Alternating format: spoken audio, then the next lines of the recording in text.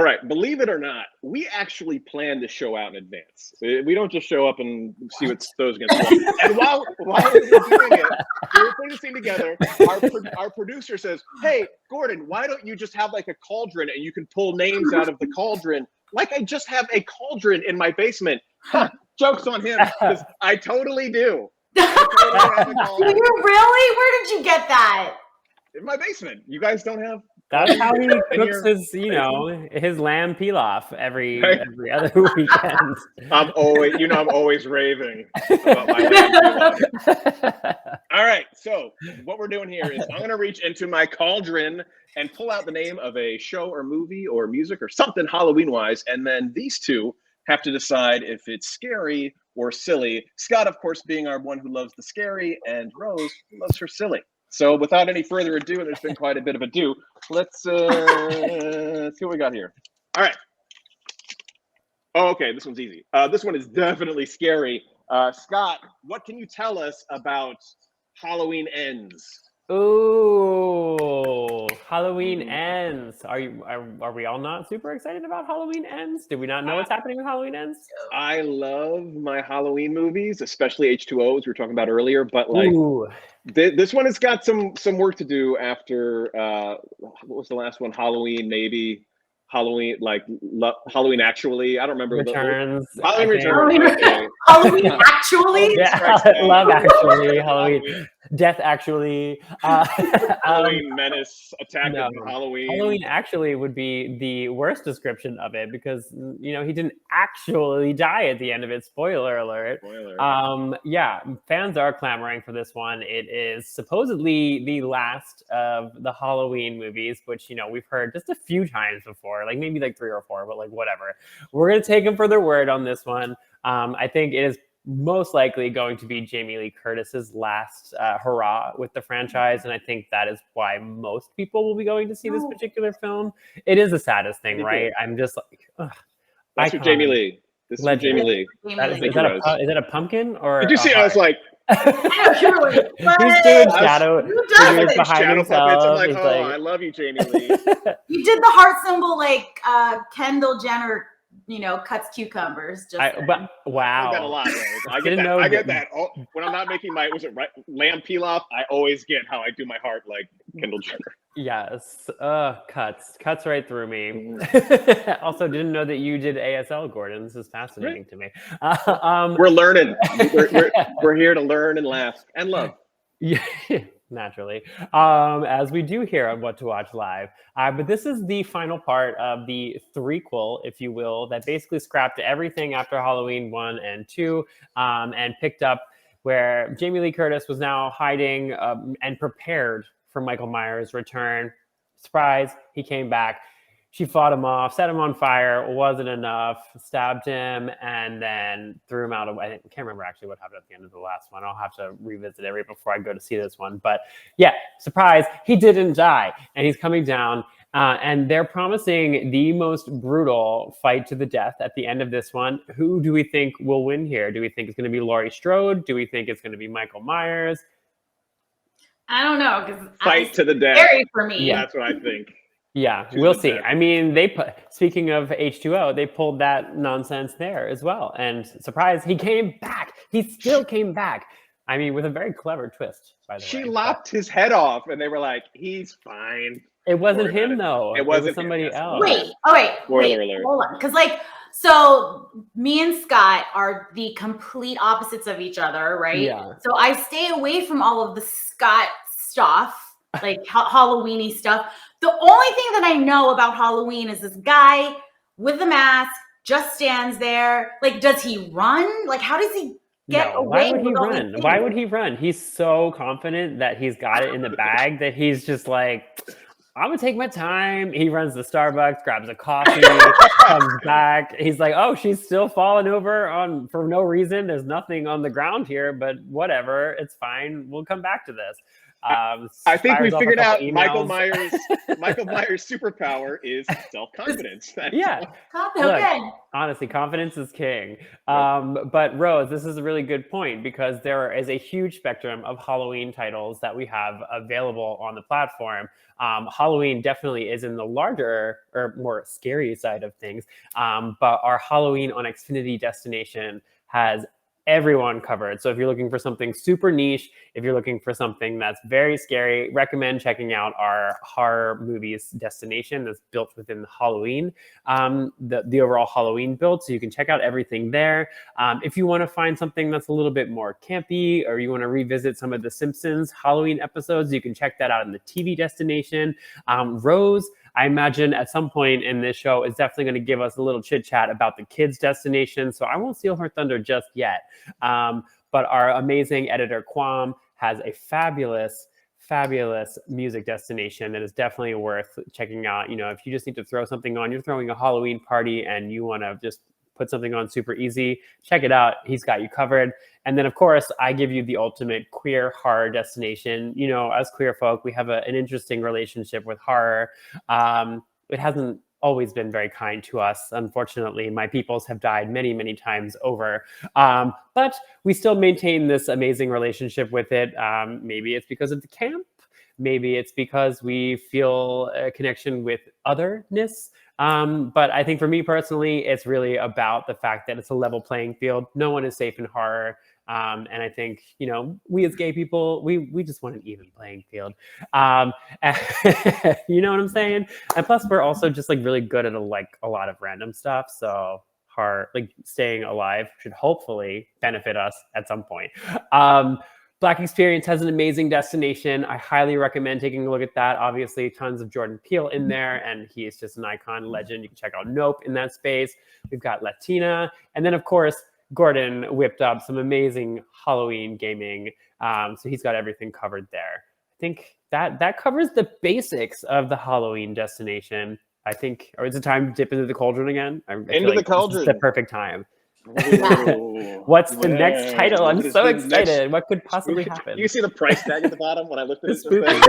He's returning it immediately after the show. Spirit Halloween. Right, he kept the tags on. Crafts, just know that this is coming back. Nothing wrong with that. Leave the receipt. Okay. Oh, okay. All right, here we have the polar opposite, and I'm embarrassed that I did not watch this until very recently. It's been out for a while. Hocus Pocus and its soon-to-be released sequel. Rose, I think this falls under silly. Yes, this definitely falls on my end of the scary threshold spectrum. That's definitely Hocus Pocus, the original movie, which was released in 1993. It takes place in Salem, Massachusetts, about a kid named Max and his sister, like going into this abandoned house, and they accidentally like release and freeze these three sisters, the Sanderson sisters, and they're hungry evil witches, and they have to save the world from these three witches. And it sounds really sinister, but it's not. It's a Disney movie. It's pretty sinister, girl. I was surprised. Yeah. When I read the plot out like that, you know, children, hungry, evil witches. Yes. I mean, they just want the same thing we all want, to look young and beautiful forever, right? That's true. Accurate. What is a couple children here and there? Just I think there is something to be said for the restraint of Disney, just calling it Hocus Pocus 2, because it would have been like, somebody might have been like, Hocus Pocus 2, 100% that witch, or something terrible. So kudos to Disney for showing some restraint on that front. I mean, it says "We're back, witches" as the tagline, but I think the two honestly, okay. Yeah, but I kind of love 100% that witch even more, Gordon. I think you need to write Disney immediately, and maybe it's a line in the movie. Who knows? We'll see. Who knows? We'll have to wait and find out. But I mean, Hocus Pocus 2 the movie releases nearly 29 years later. It's basically the same plot. It's just set in modern day Salem, Massachusetts. But the thing that I love about these two movies is that it has like generations involved. So, you know, the people who grew up with Hocus Pocus can now enjoy it and, you know, feel that nostalgia again with Hocus Pocus 2. I always love sharing things that I grew up watching with my son, and it's really fun to share that with him and then like have a shared experience of watching something for the first time together too. So that's really fun also. And maybe this might be a good segue to show what we have for our kids destination. I should say kids and family destination for Halloween. So if you say kids Halloween into your voice remote, and also this lies within the Uber destination that we have, this fun featured collection, you'll find everything. You'll find more family friendly, the low scary threshold choices. Think around like PG-13-ish situations, from top picks that we've handpicked ourselves. We make free movies for Halloween, easy to find. We even have friendly Halloween faces if you're really partial to a character, one character, another. My personal favorite is in there too. You'll find that when you say kids Halloween into the to find the kids destination for Halloween. And the cool thing here too is we have choose your spooky. So you can go super, super, super clean and G, or you can go like the PG-13-ish, right? But there's something for everyone in the family. You know, my big thing is there has to be something for everyone in the family to watch. You know, again, I won't say it because I want to feel weird, but it's got to be clean, safe. You can watch with grandma, right? Gordon, Scott, it is squeaky clean. Squeaky clean. So there you got two. Love you got it. the Scott threshold, you got the Rose threshold. Okay. All right. All right, what's the final one? The cauldron awaits. Let's see what we got here. Also, Gordon, I just have a question. Do you have, you randomly have a cauldron full of just shows and movies and no, because when we planned this, I went through the destination and picked a bunch of titles. Okay, you're welcome. Sure. Being a host isn't just sitting here and cracking wise and making everybody look good. No, like we do some research. This is exactly how he decides what he's watching every night. He pulls out the cauldron. He's like, the cauldron. What's the price tag at the bottom? I said I had to go to the basement, but it's by the lazy boy chair. I would say easy boy. That's something way different. Okay. This is 6 of one, 1/2 dozen of the other. Okay, this can be silly and scary. Michael Jackson's Thriller.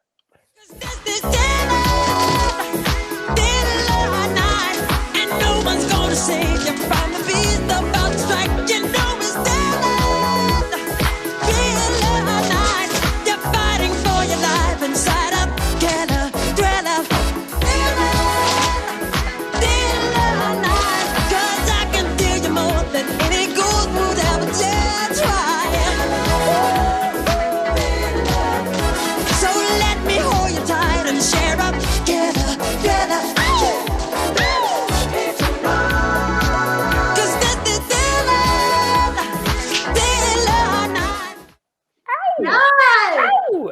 Wow. Holy cow. If you missed out on the 80s, you missed that. So they used to make videos that they played along with songs and played them on a network called MTV. And VH1, Michael Jackson's Thriller was like the pinnacle of that. And we say silly and scary because you just watch a horde of zombies, getting their dance on. Maybe not so scary.